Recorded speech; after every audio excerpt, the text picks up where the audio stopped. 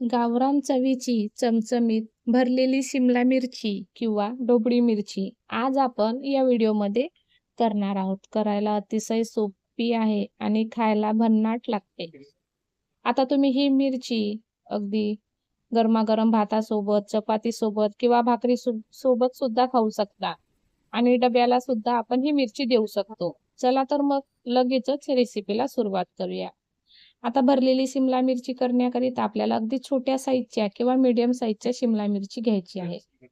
कोवळ्या शिमला मिरची घेतली तर काय भाजी अगदी चविष्ट लागते. आता आपल्याला ही शिमला मिरची कट करायची आहे. आता आपण अशा प्रकारे जो देठाकडला भाग असतो तो अशा प्रकारे सुरीच्या साहाय्याने कट करून घ्यायचं. म्हणजे आतमधला जो बीचा भाग असतो अगदी सहज निघायला सोपं जाते. आणि आतमध्ये पुन्हा काही बिया वगैरे असतील तर अशा प्रकारे सुरीच्या साहाय्याने त्यांना मोकळं करायचं आणि पूर्णपणे बी काढून घ्यायचं. आता इथं तुम्ही बघू शकता शिमला मिरची पूर्णपणे छान पोकळ झालेली आहे. पुन्हा मी तुम्हाला एक शिमला मिरची कट करून दाखवते. तर अशा प्रकारे जो शिमला मिरचीचा देठाकडला भाग असतो त्याला अशा प्रकारे सुरीच्या साहाय्याने कट करून घ्यायचं आणि आतमधला बीचा भाग आपोआप सहज निघते. आणि जरी आतमध्ये पुन्हा काही बिया राहिल्या असतील तर अशा प्रकारे सुरीच्या साहाय्याने बिया मोकळ्या करून घ्यायच्या आणि अशा प्रकारे आतमधल्या बिया पूर्णपणे काढून घेऊया. आता इथं शिमला मिरची पूर्णपणे छान पोकळ झालेली आहे. आता इथं आपण सेम पद्धतीने सर्व मिरच्या कट करून घेऊया. आता ही कट केलेल्या मिरच्या इथं तुम्ही बघू शकता अगदी आपल्या परफेक्ट कट करून झालेली आहे. आता ह्या मिरची आपण साईडला ठेवूया आणि भरण्यासाठी मसाला तयार करूया.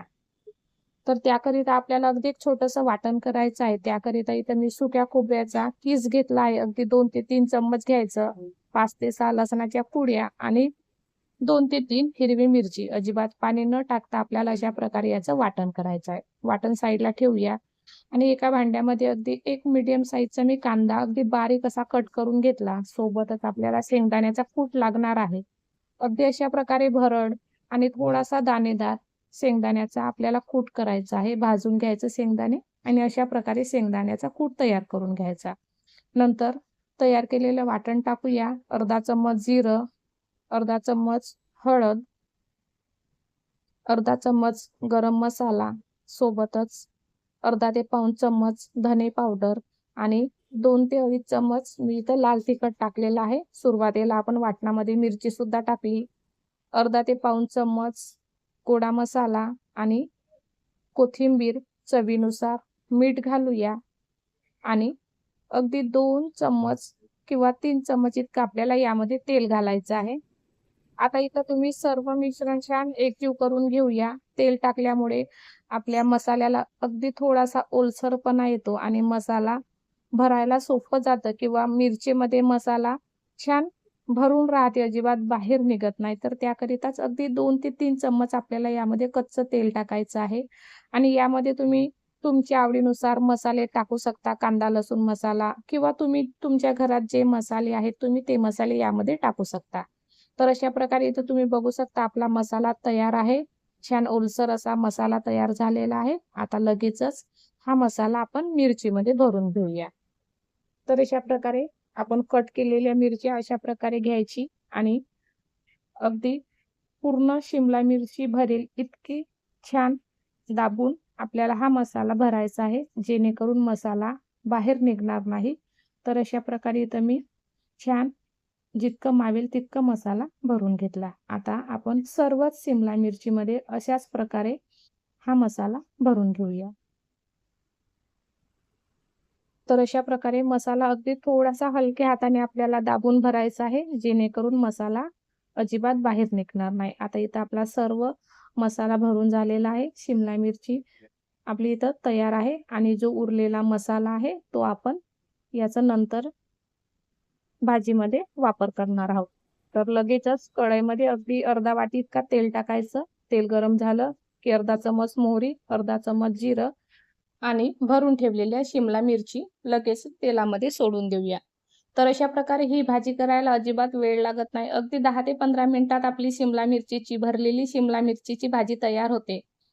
फक्त मसाला तयार करा, शिमला मिरची कट करा, मसाला भरा आणि जिरा मोहरी टाकलं की मिरच्या सोडून दिलं की लगेचच आपली ही शिमला मिरचीची भाजी अगदी 10 मिनिटात तयार होते.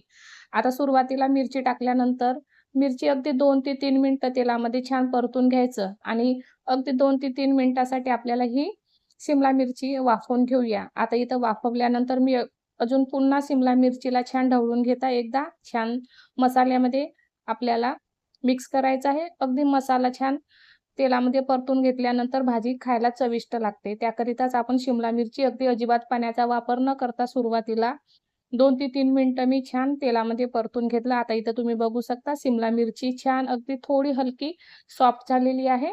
आता नंतर या स्टेजवर आपण जो उरलेला मसाला होता तो टाकूया आणि पुन्हा एकदा हलक्या हाताने आपल्याला ही शिमला मिरची ढवळून घ्यायची आहे.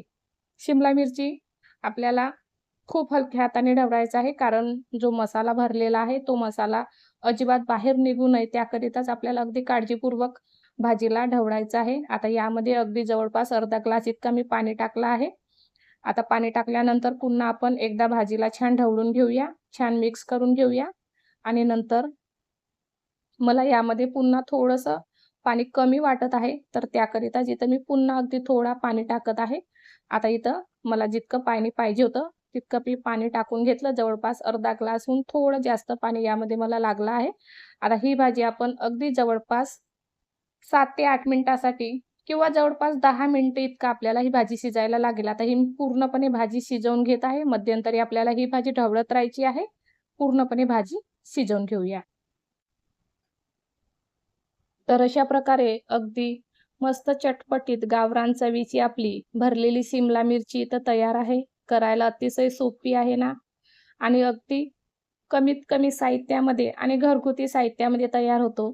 तर अशा प्रकारे खूप जास्त प्रमाणात या शिमला मिरचीला रस्सा ठेवायचा नाही किंवा खूप जास्त सुकी करायची नाही. या स्टेजवर आपल्याला ही शिमला मिरची अगदी थोडंसं कोथिंबीर टाकून घेऊया आणि लगेचच गॅस बंद करूया. जर तुम्ही याहून जास्त शिजवली तर ती खूप जास्त प्रमाणात घट्ट होईल. त्याकरिताच आपल्याला गॅस बंद करायचा आहे. आता इथं आपली मस्त अशी झटपट चमचमीत भरलेली शिमला मिरची तयार आहे. ही शिमला मिरची तुम्ही अगदी गरमागरम भातासोबत, चपातीसोबत किंवा भाकरीसोबत सुद्धा खाऊ शकता. तर अशा प्रकारे अगदी झटपट तयार केलेली भरलेली शिमला मिरची तुम्हाला कशी वाटली? कमेंट करून नक्की सांगा आणि तुमची करण्याची पद्धत काय आहे हे सुद्धा कमेंट करून नक्की सांगा. आवडल्यास लाईक करा, जास्तीत जास्त शेअर करा आणि चॅनलवर नवीन असाल तर सबस्क्राईब करा. तोपर्यंत धन्यवाद.